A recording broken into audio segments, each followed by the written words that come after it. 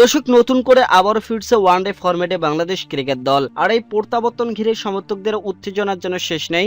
তবে সেই উত্তেজনার মাঝে রয়েছে একটি বড় প্রশ্ন, বাংলাদেশের মিডল অর্ডার সামলাবে কে? একসময় এই জায়গায় ভরসার নাম ছিল সাকিব আল হাসান, মুশফিকুর রহিম ও মাহমুদুল্লাহ রিয়াদ, কিন্তু এখন তারা আর নিয়মিত দলে নেই। নতুনরা এখনো পুরোপুরি নিজেদের জায়গা পাকাপোক্ত করতে পারেননি।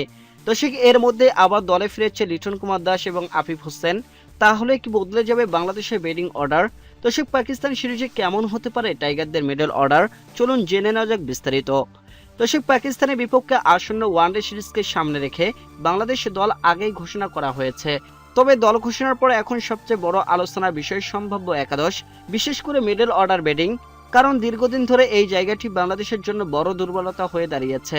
একসময় ওয়ানডে ক্রিকেট ছিল বাংলাদেশের সবচেয়ে সফল ফরম্যাট। এই ফরম্যাটে টাইগাররা তুলনামূলক বেশি ধারাবাহিক সাফল্য পেয়েছিল।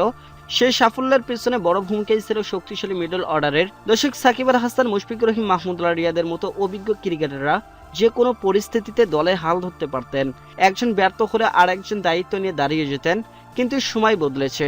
বর্তমানে এই তিন অভিজ্ঞ ক্রিকেটার আর নিয়মিত দলে নেই। ফলে নতুনদের ওপরে এসে পড়েছে মিডল অর্ডার সামলানোর দায়িত্ব। তবে এখন পর্যন্ত সেই দায়িত্ব পুরোপুরি কাঁধে তুলে নিতে পারেনি কেউ। আসন্ন পাকিস্তান সিরিজে তাই বড় প্রশ্ন, মিডল অর্ডারের দায়িত্ব কার হাতে থাকবে? সম্ভাব্য একাদশের হিসাব করলে দেখা যায় ওপেনিংয়ে দুই ব্যাটার নামবেন।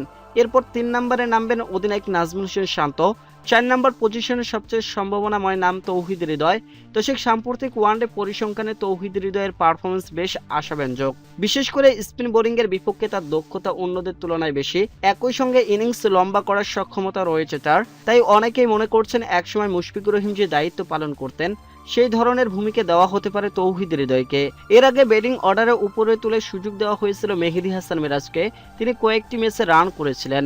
তবে তার ব্যাটিং অ্যাপ্রোচ নিয়ে সমালোচনা কম হয়নি, তাই প্রশ্ন উঠেছে মেহেদী হাসান মিরাজকে আবার 5 নাম্বার পজিশনে খেলবেন নাকি অন্য কেউ জায়গা নেবেন এই পজিশনে। দর্শক, এখানে আলোচনায় আসে দলে ফেরা লিটন কুমার দাস এবং আফিফ হোসেন ধ্রুবকে নিয়ে। ইনজুরি ও দল থেকে বাদ পড়ার পর আবারও দলে ফিরেছেন তারা। তবে ওপেনিংয়ে নয়, মিডল অর্ডারে দেখা যেতে পারে তাদের। বিশেষ করে লিটন কুমার দাস স্পিন ভালো খেলেন এবং ইনিংস গড়ে তোলার সক্ষমতা রয়েছে তার। অন্যদিকে আফিফ হোসেনকেও দলে নেওয়া হয়েছে মূলত মিডল অর্ডারের জন্য। যদিও তাদেরকেও পুরোপুরি ফিনিশারের ভূমিকা অভ্যস্ত নন, তাই 7 বা 8 নম্বরে ব্যাটিং করার সম্ভাবনা কম। সম্ভাব্য হিসেব অনুযায়ী আফিফকে দেখা যেতে পারে 5 নম্বর পজিশনে, আর লিটন কুমার দাস নামতে পারেন 6 নম্বর পজিশনে। এরপর পরিস্থিতি অনুযায়ী ব্যাটিং অর্ডারে আসবে মেহেদী হাসান মিরাজ। সব মিলে পাকিস্তান সিরিজে বাংলাদেশ সম্ভবত 3 পেসার ও 1 স্পিনার নিয়ে বোলিং আক্রমণ সাজাবে। ব্যাটিং অর্ডারের পরিস্থিতি অনুযায়ী কিছু পরিবর্তন হতে পারে। এখন সব প্রশ্নের উত্তর মিলবে মাঠেই। 11 মার্চ পাকিস্তানের বিপক্ষে ম্যাচে কেমন মিডল অর্ডার নিয়ে মাঠে নামে বাংলাদেশ, সেটা দেখার অপেক্ষায় টাইগার সমর্থকরা। তো দর্শক, আপনারা কেমন মিডল অর্ডার দেখতে চান জানাতে পারেন আমাদের ভিডিওর কমেন্ট বক্সে। ধন্যবাদ।